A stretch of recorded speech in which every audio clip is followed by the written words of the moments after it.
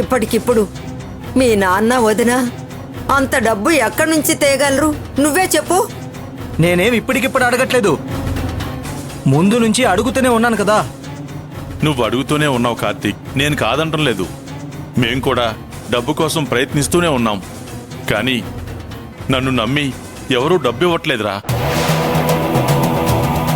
ఎవరిని అడిగినా మీ పెద్దబ్బాయిని ఒక మాట చెప్పమనండి, అప్పుడే డబ్బిస్తామని చెప్పి అంటున్నారా.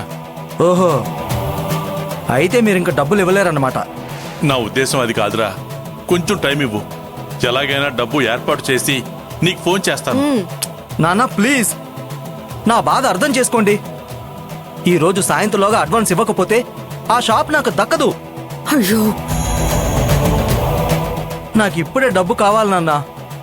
నన్ను మోసం చేయాలని చూడకండి ప్లీజ్. కార్తీక్, ఈ ఇంట్లో ఎవరు నిన్ను మోసం చేయాలని కోరుకోరు. ఆ మాట మీరు చెప్తున్నారా? నేనేం చెప్పినా నువ్వు వినవని తెలుసు కార్తీక్.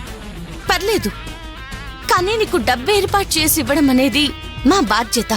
కానీ ఆయనకి తెలియకుండా సర్దుబాటు చేయాలి. అందుకే ఏం చేయాలో తెలియక ఆలోచిస్తున్నా. చాలు, చెప్పిన కదే ఇంకా ఎన్ని రోజులు చెప్తారు? అది కాదు కార్తీక్. మీరు కాసేపు మాట్లాడకుండా ఉంటారా?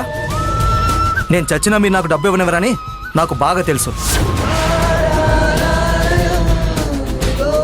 అయినా నేను డబ్బు అడిగింది మిమ్మల్ని కాదు కదా.